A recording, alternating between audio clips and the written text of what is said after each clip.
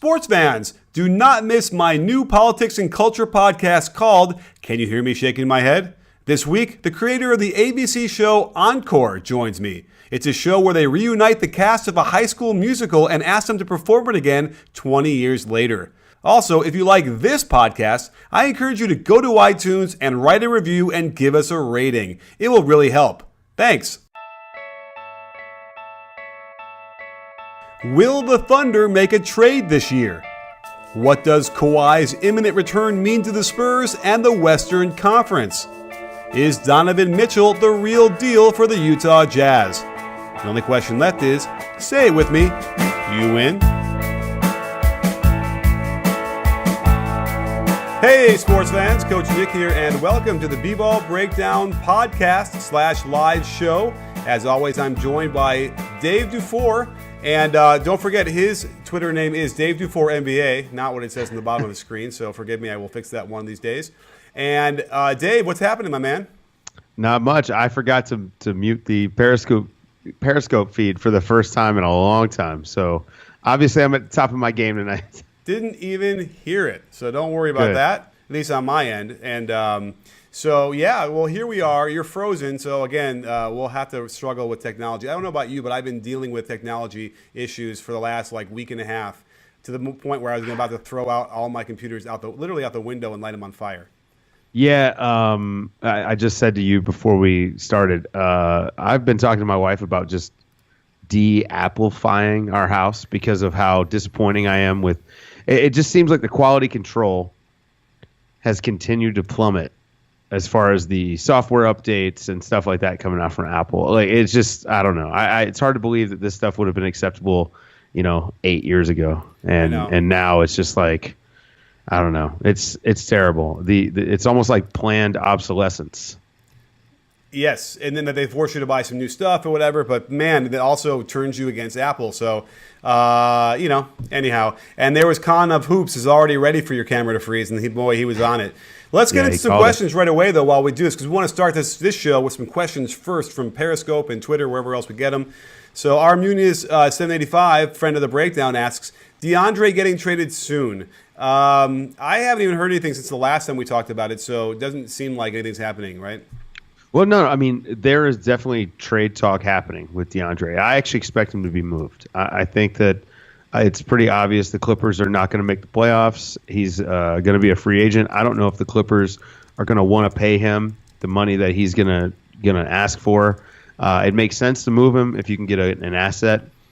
And right now, the teams that seem to be the most interested are the Wizards and the Bucks. And now, if I'm either one of those teams, I don't want to give up too much. Like if the Clippers, if you're the Wizards and the Clippers are asking for Porter or Oubre, I just don't think I could do that. You have to look at DeAndre like he's a short-term rental. You may lose him in the summer. Right. And the same with the Bucks. I wouldn't be giving up Middleton or Brogdon, or even Snell, really. But and I floated the idea of trading Jabari, but I don't even know if you do that. I don't know what you give up if you're one of these teams that is, you've got now this core group of guys. I don't know if you can break up that core for DJ. Not that DJ is not a great player, but he might leave in the summer. Yeah. It's funny because the core group that should actually end up being should be starting for the Wizards would be, Oubre, Porter, Beal, and Wall, and then I guess Gortat or whatever. They're not starting Oubre, but at this point, the way the league is going, let Porter be the 4 and try that because right now it's going okay. They're 12-10, 7th in the East, but it just seems like they're spinning their wheels. And at some point, Washington's going to have to do something. I really feel like that. Otherwise, they're just going to, they're going to peter out too in a couple of years, and they would have lost a chance to make something happen. But again, I don't know if DeAndre Jordan, I guess you throw Gortat and Oubre into a deal and get DeAndre Jordan. I don't know. I don't know if that moves the needle either way. So I'm not giving up Oubre or Porter unless I'm also moving Jan Mahinmi. And I don't think anyone's taken on that contract. That's the big limiter for the Wizards right now is that Mahinmi is just not going to be able to live up to that contract due to health or skill or whatever you want to say. And he's just this giant hole in their balance sheet that isn't able to be on the court and contribute. And so, their bench is just terrible. And so I think you and I even talked about it. If I were them, I would just roll with Gortat, but try to get more bench pieces, make smaller leverage plays for more bench pieces. Sort of like what they did last year when they picked up Bojan Bogdanovic. Even though he wasn't very good when he got there, it was the right idea. He was better than what they had, which was Michigan guy.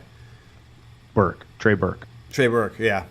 Who, again, a surprise because I felt like he would be better coming out of college too. But let's move on to another question here because ZJD330 asks, if D Rose comes back, do the Cavs even play him? And if you missed my podcast from last week, who did I have on? I had Joe Vardon, who is the Cavs beat writer for Cleveland.com, and we talked in depth about that whole thing. So either go listen to that or listen to me right now or Dave. But either way, one of the points he did make was that, like, three of the points, I believe, I actually made it as a quote for Twitter, which was he doesn't really fit, right? Like, he doesn't really have a place in this team, especially with Wade now there. And doing his role fine, and it's just the money. Like, if he were going to turn down $80 million, it just seems hard to believe he would retire and not come back and forfeit that money, which I think is what happened. So I think he comes back. I think that the question is, do they play him? I think he gets a much smaller role as they realize they're playing much better without him. I mean, he essentially would be their third point guard. Because the way I've watched their lineups, they sort of play Wade as the nominal playmaker with secondary, the second units. And then if Isaiah Thomas is coming back in a couple of weeks, like those rumors suggest, there's just no minutes for him. I just don't see it. Right. And the minutes he was getting, and by the way, the offense was fine. I did the breakdown of their streak.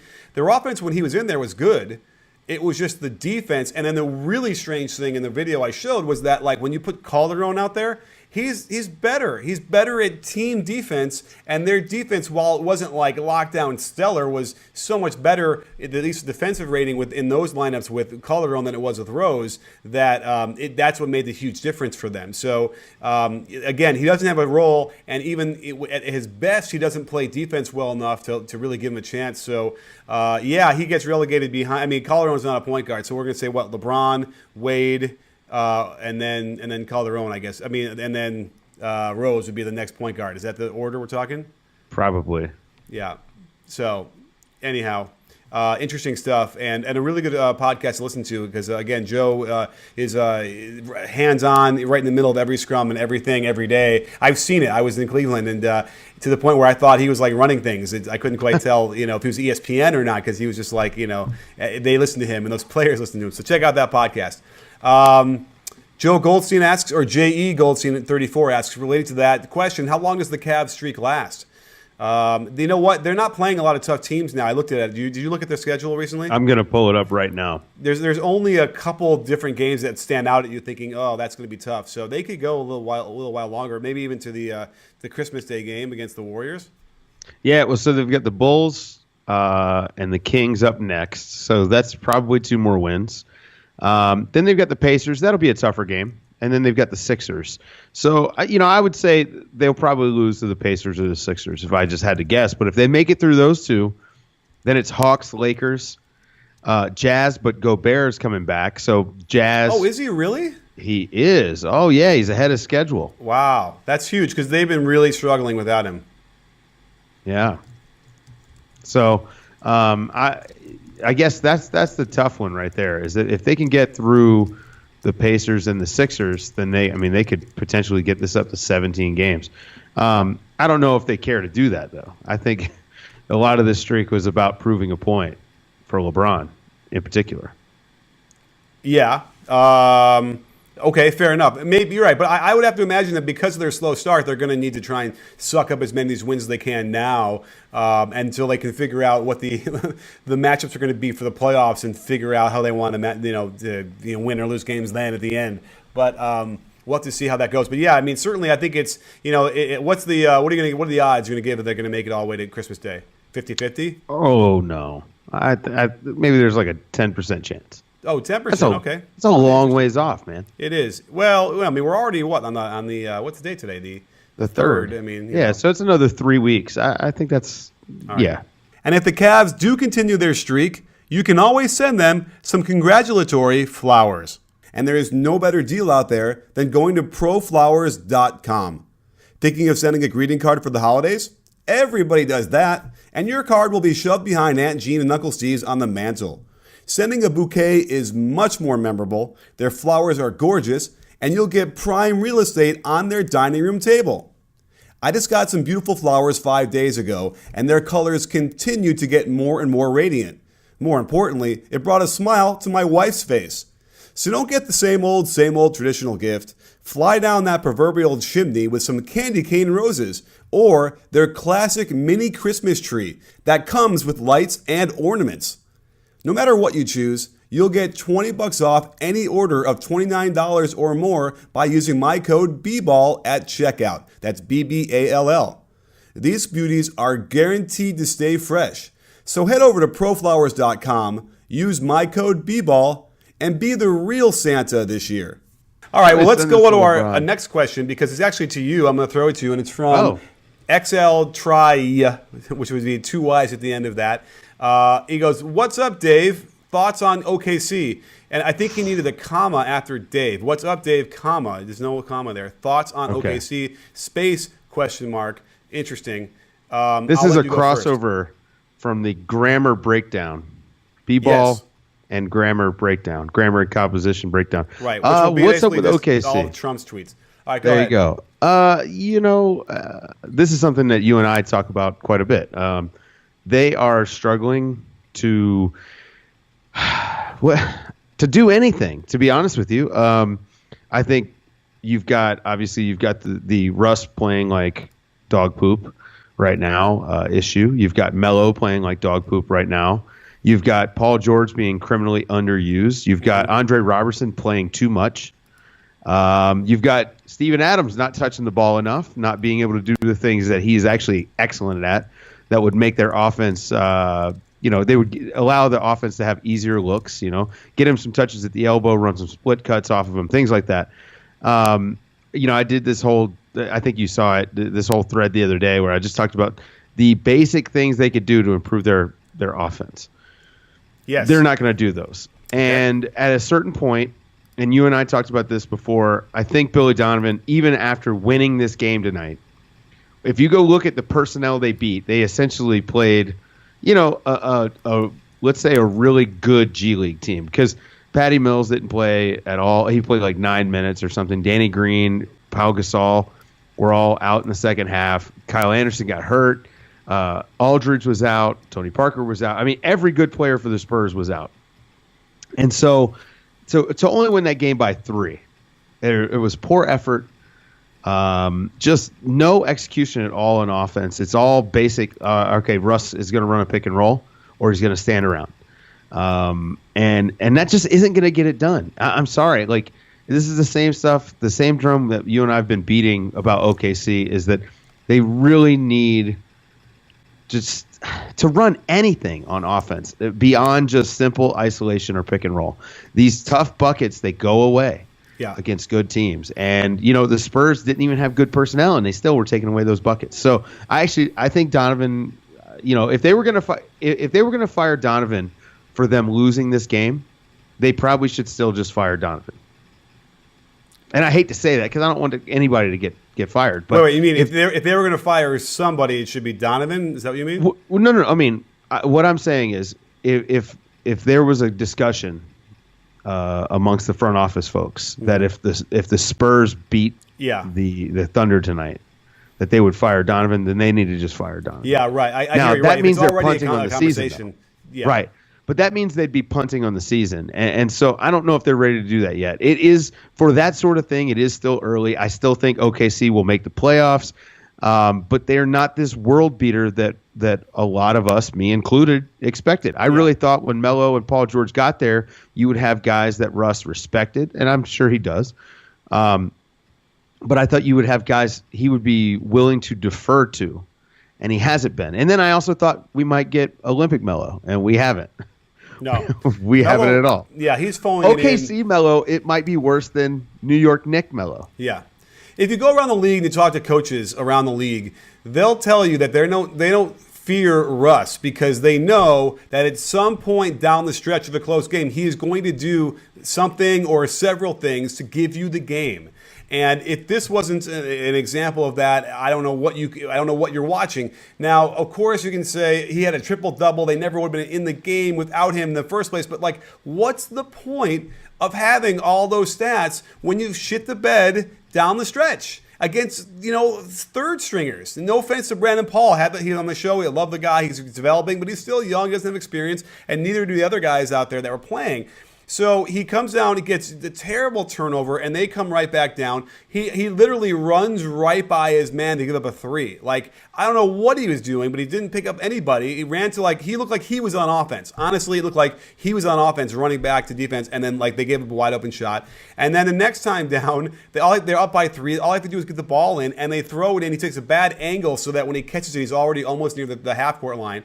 Takes another dribble toward the half court. Then he's got barely any room to stay double team, throws the ball away after he jumps in the air, and then comes down. And I didn't look at this carefully enough. And tell me if you did. Is when Brandon Paul comes down, and unfortunately he looked like the last thing he wanted to do is shoot that ball. He was like, somebody else has got to be open, even though he was wide open. I don't know where Russ was. I think it probably was him who should have been getting back to pick up the ball. Did you see that?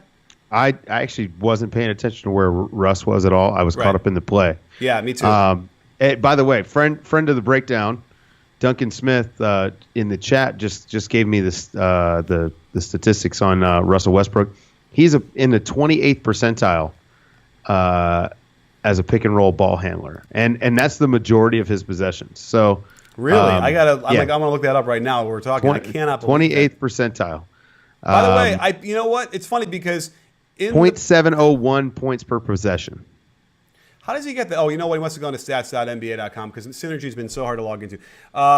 Okay, so, and here's the thing. If you look at his Synergy stats for that kind of stuff in the past, it isn't elite. That's what I've always sort of made my argument when I've used stats like that, is that you see his overall is 70th percentile, 75th percentile tops. And then a lot of those, when you drill down into pick and roll ball handler, go down even further in a way that every other elite ball handler or ball, dominant guard that you see is not rated that low.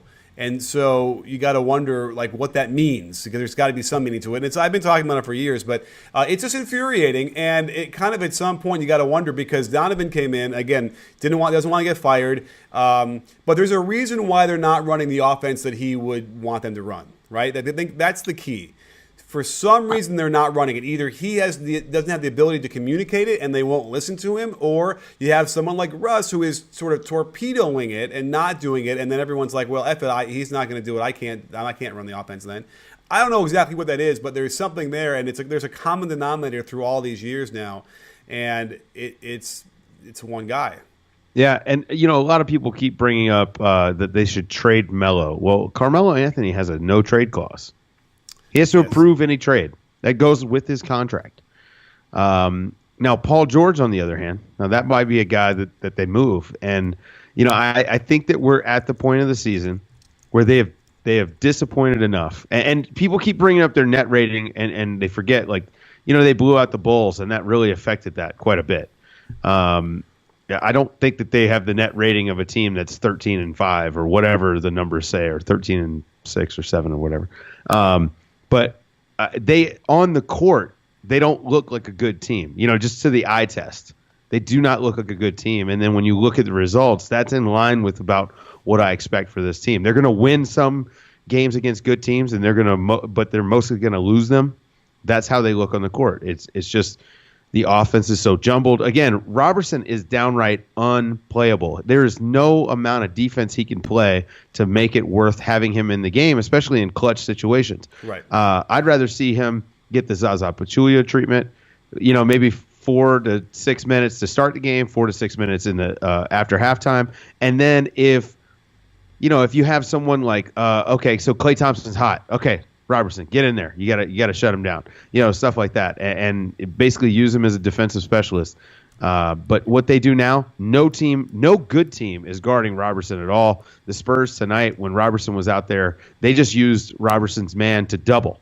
So any sort of post entry or even high post entry, they were just doubling off Robertson and completely ignoring him and trusting the help that if he cut, they would have a helper there. Right. And that's what every good team is going to do. That's what happened on Twitter. I was talking about that because if you want to judge them as an 8th seed or barely making the playoffs, okay, fine, they got something there. But if you're looking at these 3 All-Stars and you're supposed to make a run, there's just no way because none of the good teams can do that. Now, you mentioned 13-8 or whatever you said that are you talking about OKC's record? Yeah, no. So it's like their net rating basically is that of a team with a winning record.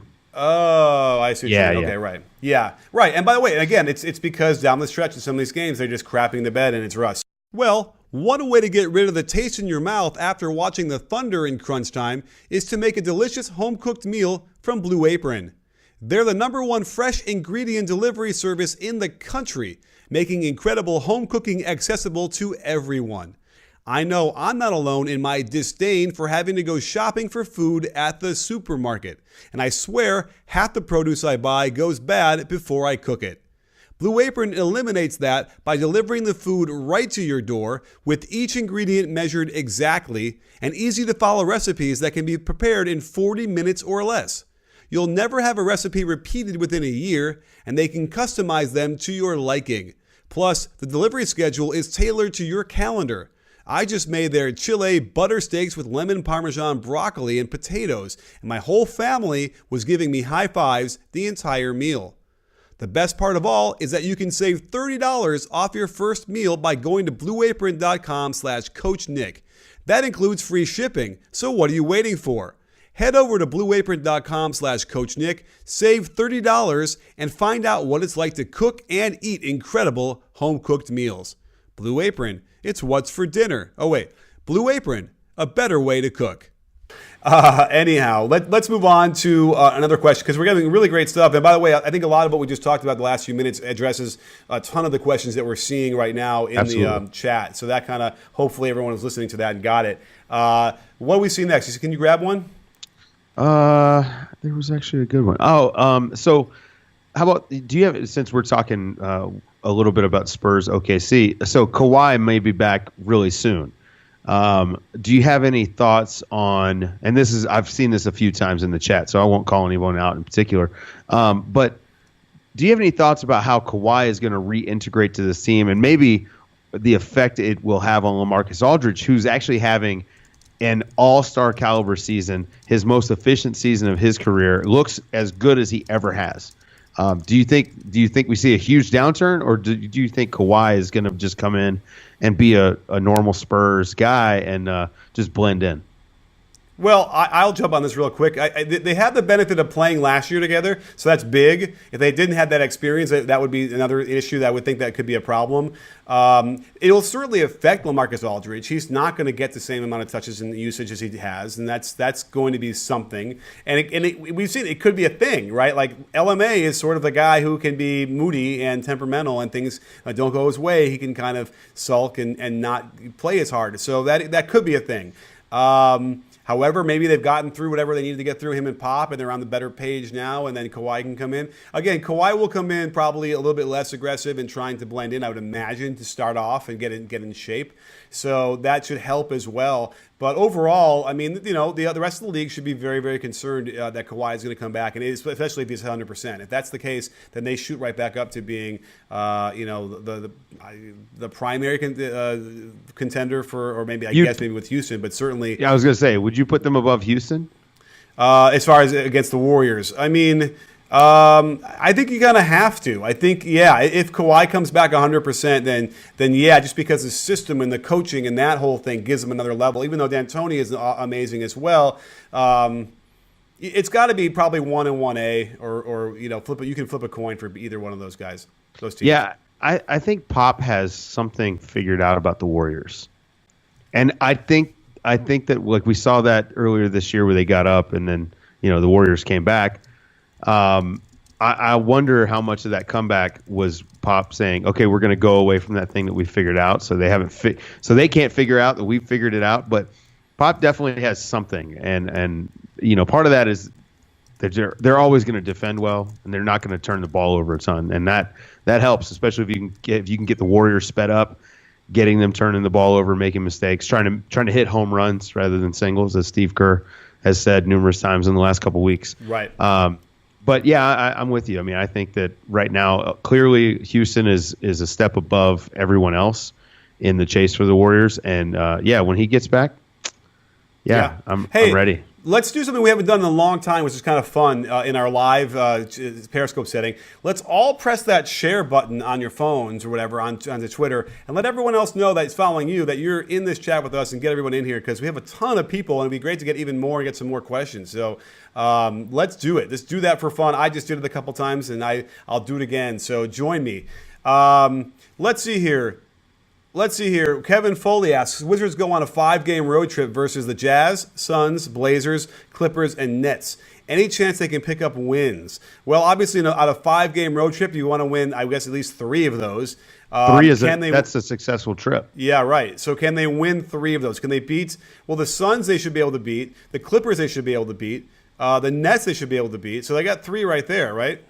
Yeah, that's at least 3. And if they could squeak out a win against one of those others, I mean, that's a super successful road trip. Yeah. And, the Blazers are kind of playing up and down. Like, they look good a lot of the time, and they kind of then don't look great. But friend of the breakdown, TJ McCollum, is just shooting the lights out of the ball right now. And that's exciting to watch. I need to actually come clean on this. Because as you remember last year, I said TJ McConnell's not even an NBA player. Oh, yes, you do.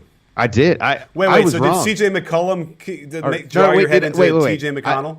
Did I say TJ McConnell? Yeah, I did what did you say mean? TJ McConnell. Yeah, I've been meaning to come clean about TJ McConnell, not CJ McCollum. What did you? Wait, I don't even remember now what you said about CJ. So it's CJ is fantastic, and he's actually turning out to be one of the best shooters of this generation. Yeah, I've never had any doubt about CJ. But when you said CJ, I've got my notes here. TJ McConnell is one of the guys I needed to talk about. Shame on you for not seeing what I saw 2 years ago. Yeah, I was so completely wrong about TJ McConnell. It's not like I'm embarrassed a little bit that I didn't see this coming. What I will say is he has made improvements, which is always hard to predict. And the guy's been really good. And it helps, like, when you've got a guy that competes the way he does, his teammates always pick him up. They love him. He obviously has really earned his playing time. He's been really, really good, and I was wrong. Yes. What I had seen in the glimpses or whatever I had seen was a guy who could push the ball quick, made the right decision, and passed it a lot. Like there's the new stat, by the way, it's going around Twitter. Have you noticed is assist per pass ratio or assist to pass ratio? Because assist to passing turnover ratio. Can you follow me? Oh, yes. Okay. So it's not like the dribbling turnover. So it's like really how good of a passer are you, right? And it's like CJ is up there. TJ McConnell is up there as well. There's a couple other surprises on there I'm forgetting. But either way, that is the kind of thing that TJ he plays within himself. He's a tough defender, can't really shoot, but you know what? He's developed a mid-range game, and he's getting into the lane, and he's kind of doing these little fadeaways from about 14, 15, and they're going in. He's a terrific little player to have on your team with a good nucleus like they have, a really great pickup. I'd like to see him add to corner 3, and not just be able to hit it, but to be able to shoot a couple a game. That's what I'd like to see. Yeah, and he should be. You'd say most point guards don't get corner threes because they're in the offense other places. But of all the teams to play on, that would be the one where Simmons is going to hit him for those. Exactly. Well, also he can do it the way Steph does it: give the ball up and then hustle to the corner. And Steph, for some reason, Steph's the only guy that we ever see do that. Well, I caught Chris Paul doing it today. I Twitter videoed it, and exactly. And in case you don't know what that means, you drive with all hard, and you drive and kick. And then you don't stop. You go right out to the corner behind the three-point line. It's almost a guaranteed open shot for you. Exactly. And I think McConnell, that could be, again, if he can become a good corner 3 shooter, that could be a way for him to actually get even more points per game and to stretch the defense and all these other things. Just become a threat because, hustle is not like a concern for TJ McConnell. I think that could be a thing. We got any other questions? Oh, I don't know. The way you were finishing that point, it made me feel like you already had one sort of picked out, ready to go. I was looking and let's see. Yeah. I mean, listen, we got a lot of stuff going on here. And again, props to Periscope for finally fixing this darn scrollable, comment section now. But, I mean, here's one I'm going to grab. I don't even know if we're going to be able to read it, but here. Oh, well, you know what we could talk about is your boy, Donovan Mitchell. And that brings us to Dalmatinuts. It says, do you pay one-legged Rodney Hood now that Mitchell is a stud? Jazz got themselves a superstar, best rook. So let's talk about that because I just did a video yesterday on. Did you, by the way, watch it? It was you would have loved it. I haven't watched it yet. I've got it in my queue. All right. Well, you're gonna love it because it's a Star Wars theme. Yeah, I bought my tickets tonight. Finally. You bought your ticket? I bought my ticket for Star Wars. I waited until tonight to buy my ticket. I haven't done that. Why am I waiting? Because it's like my son's birthday is right around that time. It's like it's going to be a birthday gift, and I haven't done it. Why?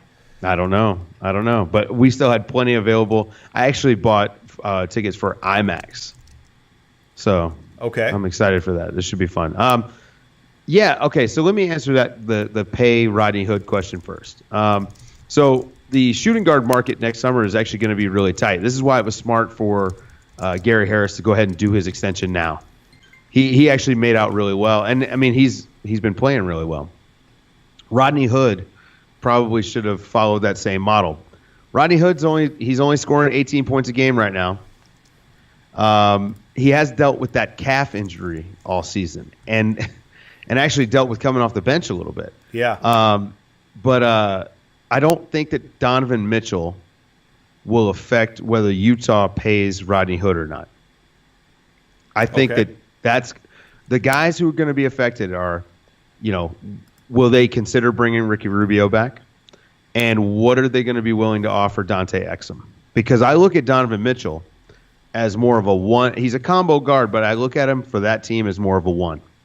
You watch how he's running the pick and roll, the amount of patience he's showing in the pick and roll, understanding pace, waiting on the screen, being able to hit guys with a nice pocket pass. All this stuff that takes like tempo and timing. He's already flashing like the ability to do that stuff. And so I don't think that it's going to affect Rodney Hood that much. The rest of the shooting guard market is definitely going to affect Rodney Hood. But I think that the Jazz will probably bring Rodney Hood back. That's my guess. Why not? He's the kind of guy you want, right? He's a good team player. He's loyal to the Jazz. Keep him there.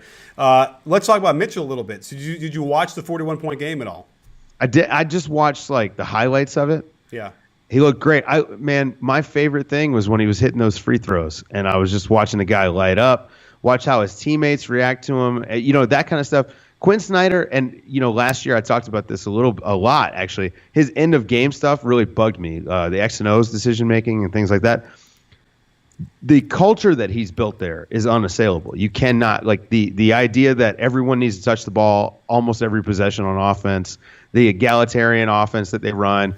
It has built that team that we got to see the other night where they were so happy for that guy to score 41 points. And, he's a rookie and he's taken the second most shots on the team. And you're not hearing any kind of, locker room drama coming out of that team. So, kudos to Quinn Snyder for really, really building a strong culture in Utah. Yeah, and they just torched Boogie. It was really embarrassing down the stretch where they figured out, hey, we bring him up, either he's way too far back and he's nailing threes, or he comes up and just reaches. I don't remember, and I bet you if you looked at a lot of the Boogie stuff, he just reaches in on point guards as if he's going to steal the ball at his size against a guy who's half his size. It's crazy and gets blown by every time. He'd be so much better if he just gave less effort just to kind of back up a little bit more or something. But they literally torched him. He had every manner of Euro and tricky step drive with whatever hand you wanted and whatever foot.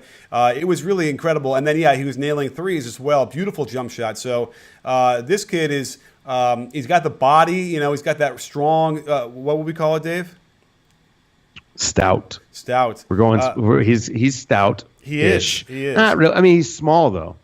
I mean, he's 6'3", like 190, 195. Isn't his wingspan like 6'11" or something crazy? It is. It's 6'10". Yeah. I mean, so I'm not worried about like his size at all. I'd like to see him.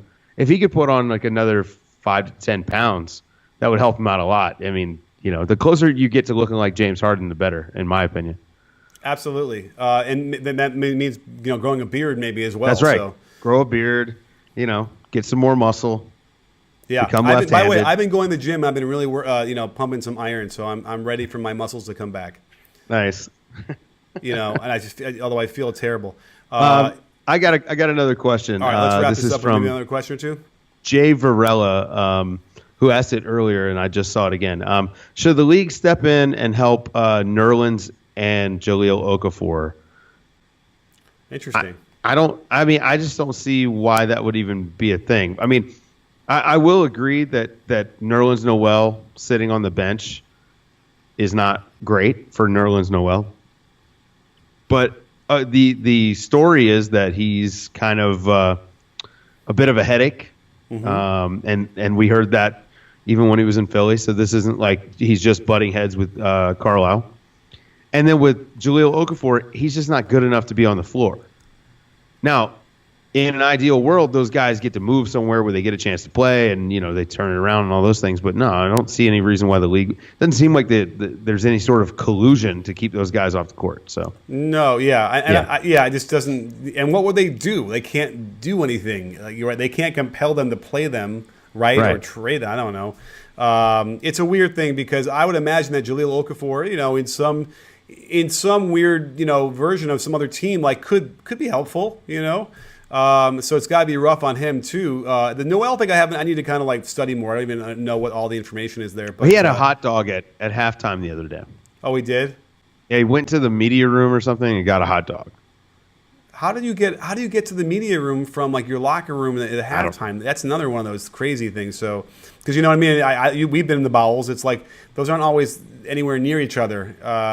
When you type in Nerlens Noel on Google, Nerlens Noel hot dog comes up. I mean, that's all right. Yeah. Well, Dave, I mean, listen, this was a fast-paced, breakneck speed, awesome podcast. I love the fact that we got enough questions just to kind of run the whole show from there. Yeah, I mean, I always love it when we can outsource content. That's the best. Yeah. But by the way, that the whole point of Periscope is to actually interact with people who are watching. That's the whole thing. So we probably should be doing it even more. But, man, that was great. So I don't know. Anything else you want to plug before we wrap up? No, subscribe to the podcast, this one and mine, on the NBA with Dave DeFore. Make sure you go on iTunes, rate and review both of them. Leave us a nice little review. And maybe we'll start shouting those out on the podcast. Yeah, we will. We need more reviews. So go over there and give us some reviews, and preferably nice ones on iTunes, and let everyone else know on Twitter what we're doing, that you're listening and you're part of this thing. And by the way, we're going to do another one of those live shows that you were not a part of, Dave, unfortunately, on Wednesday. But I think we're going to maybe start doing them on Sundays, where we're going to have I'm going to bring in correspondents from the bballbreakdown.com community to discuss each game that happened that day. It was a really cool thing. The technology was not ready for prime time, and they could not be synced. I couldn't hear. I was 12 seconds behind the correspondence. But if I can ever figure that out like we're doing now, look out. I mean, it's going to be the show you're going to want to watch every Sunday night to figure out what happened in those games, because it's a really great breakdown. Yeah, no, I mean, and the hope is that I'm able to be on those as well. So that'll be fun. Yeah, Sunday's probably the best day because it's usually only like 4, maybe 5 games. They're usually finished early, and so we can kind of run them all down, and then we can even go right into our podcast from there. So anyway, Dave, as always, awesome stuff. Thanks for coming on the show, and don't forget, sports fans, at B-Ball Breakdown, we're not a channel, we're a conversation. You in, Dave? Yes, I am.